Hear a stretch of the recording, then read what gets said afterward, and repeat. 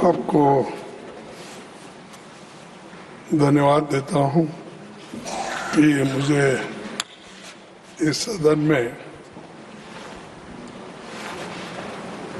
हमारे deputy chairman का जो चुनाव हुआ उनका अभिनंदन करने के लिए मौका मिला।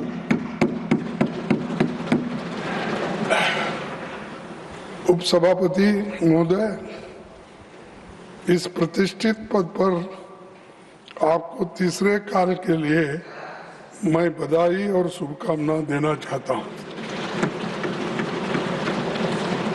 मुझे फिर से राज्यसभा कक्ष में आपके साथ बैठने का और एक अवसर मिले। अच्छा पड़ोसी है। इस संदर्भ में मैं कहना चाहता हूं कि उपसभापति का पद वास्तव में आपके चुनाव द्वारा सीख बल्कि पहले ही उपलब्ध अवसर पर भर दिया गया है। ये फॉर्चुनेट है कि इतना क्विक इलेक्शन कौन सा भी नहीं हुआ और ये भाग्यशाली है और हम भी उनके बाजू में बैठ के कम से कम हमको कुछ ना कुछ मदद वहां जाके बैठने के बाद जरूर मिलेगी।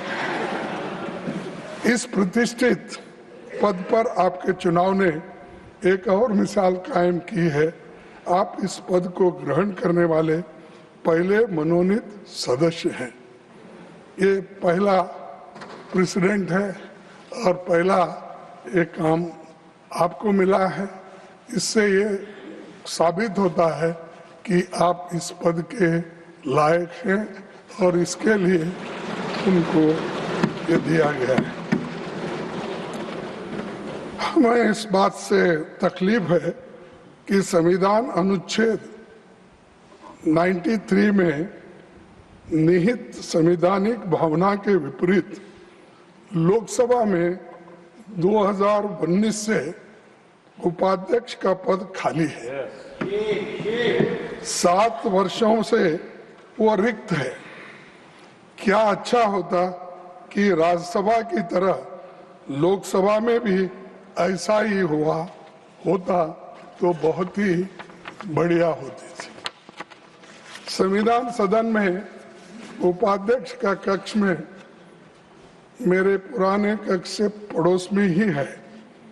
जब भी मैं वहां से गेट नंबर 7 पर जाता हूं तो ठीक सामने मुझे उसके बंद कमरे पर लटका ताला दिख जाता है, जो मुझे तकलीफ देता है कि प्रजातंत्र की हम बात करते हैं और 7 साल से एक डिप्टी स्पीकर को आप चुनते नहीं, तो इसका मतलब क्या है?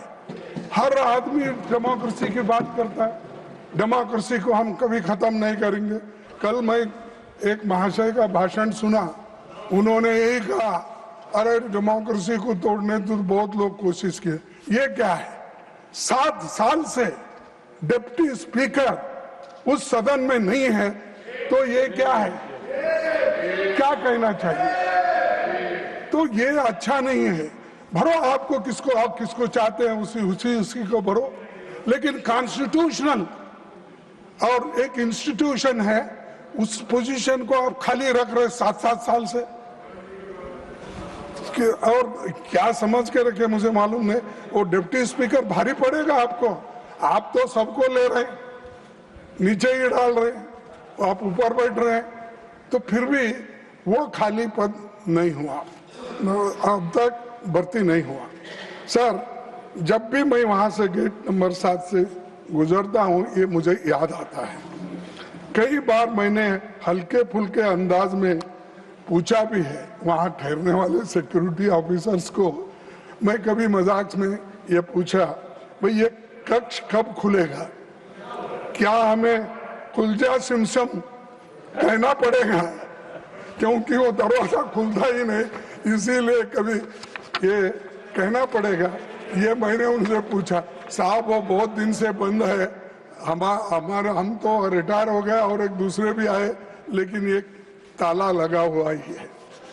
अब जबकि आप फिर से उपसभापति पद पर आसीन हो गए हैं, जो हम आपसे अपेक्षा करते हैं कि आप विपक्ष के सदस्यों का विशेष ध्यान रखेंगे, उनको पर्याप्त समय देंगे।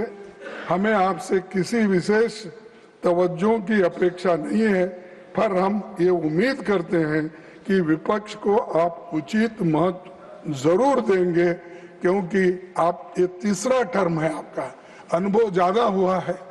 नेचुरली डेमोक्रेसी को जिंदा रखने के लिए अपोजिशन को जितना महत्व देना चाहिए आप देंगे, मैं ऐसा निवेदन करता हूं। अपनी और विपक्ष की ओर से हम आपके सफल कार्यकाल की शुभकामनाएं देते हैं, और मैं तमाम अपने अपोजिशन नेताओं के ओर से, मेंबर्स के ओर से, तमाम हाउस के तरफ से और आपके तरफ से भी मैं उनको कांग्रेचुलेट करता हूं।